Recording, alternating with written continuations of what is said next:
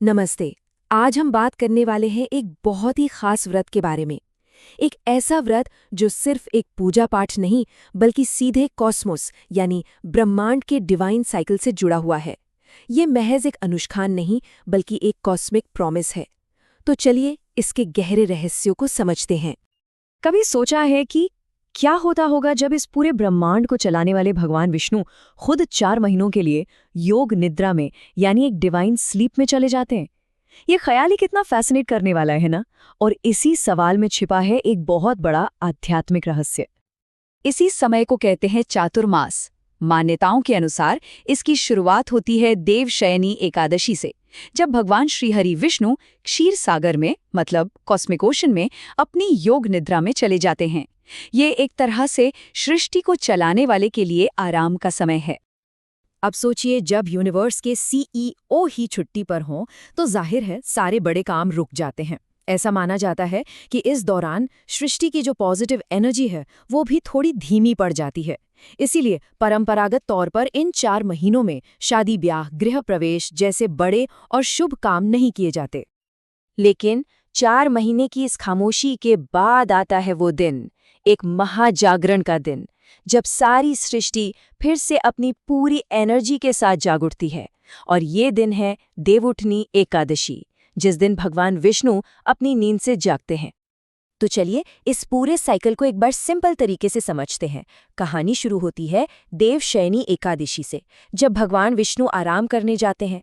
फिर आता है चातुर्मास का लंबा दौर यानी 4 महीनों का डिवाइन रेस्ट। और फिर आता है ग्रैंड फिनाले देव उठनी एकादशी, जब वो जागते हैं।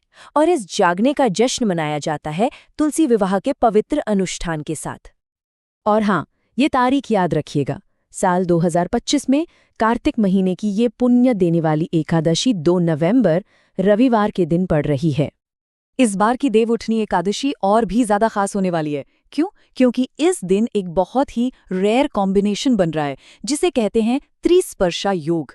पद्म पुराण में बताया गया है कि ये तब होता है जब एकादशी, द्वादशी और त्रयोदशी, इन 3 पवित्र दिनों की एनर्जी एक ही दिन में आके मिल जाती है।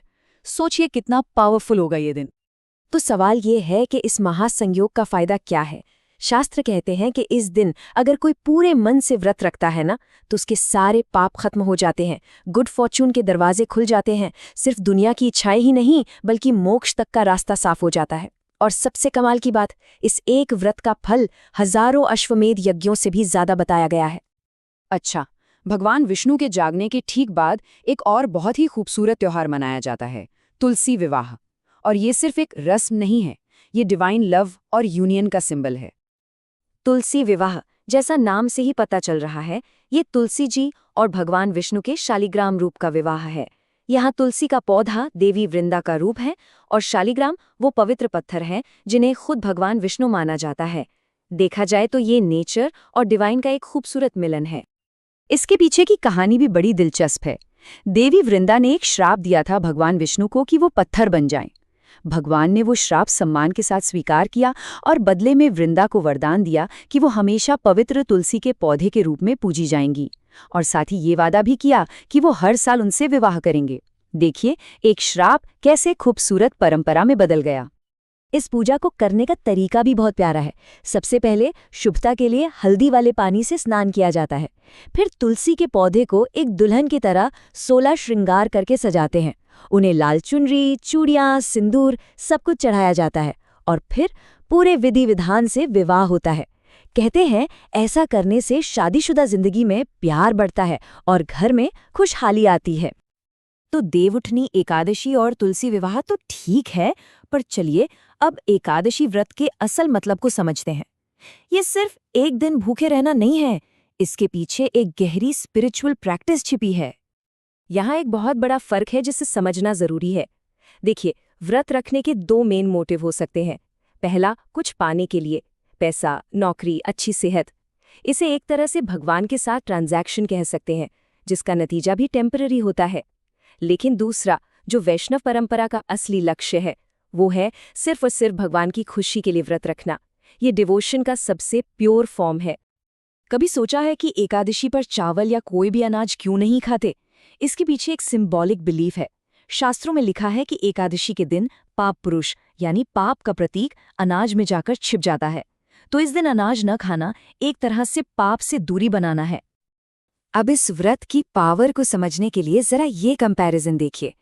पद्म पुराण कहता है कि एक एकादशी व्रत का पुण्य 1000 अश्वमेध यज्ञ और 100 राजसूय यज्ञों से भी कहीं ज्यादा है।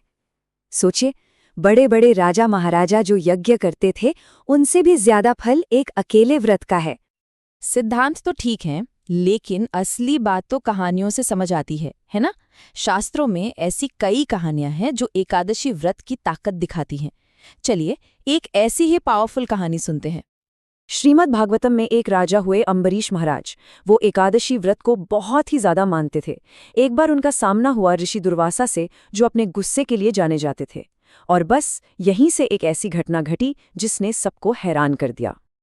ऋषि दुर्वासा ने गुस्से में राजा अम्बरीश को मारने के लिए एक राक्षस पैदा किया, लेकिन राजा की भक्ति की वजह से भगवान विष्णु का सुदर्शन चक्र वहां आ गया। चक्र ने पहले उस राक्षस को खत्म किया और फिर वो खुद ऋषि दुर्वासा के पीछे पड़ गया। ऋषि पूरे ब्रह्मांड में भागे, लेकिन कोई उन्हें बचा नहीं सका। आखिर में उन्हें उसी भक्त राजा अम्बरीश के पैरों में आकर पनाह लेनी पड़ी। लेकिन इस कहानी का सबसे पावरफुल मोमेंट तब आया जब ऋषि मदद के लिए भगवान विष्णु के पास पहुंचे। जानते हैं भगवान ने क्या कहा? उन्होंने कहा, अहम भक्त पराधीनो, मतलब मैं अपने भक्तों के वश में हूं, मैं आजाद नहीं हूं। सोचिए, भगवान खुद कह रहे हैं कि उनके भक्त का प्यार उन्हें भी बांध लेता है। ये है भक्ति की ताकत। तो इन सारी कहानियों, इन रिचुअल्स का आज के समय में क्या मतलब है? ये सब हमारे लिए क्यों जरूरी है? बात सीधी सी है, एकादशी का व्रत सिर्फ भूखे रहने का नाम नहीं है। ये अपने मन को साफ करने, अपनी सेंसेस को कंट्रोल में रखने और अपनी खुद की इच्छाओं से ऊपर उठकर भगवान की सेवा को सबसे पहले रखने का एक तरीका है। ये एक स्पिरिचुअल डिसिप्लिन है।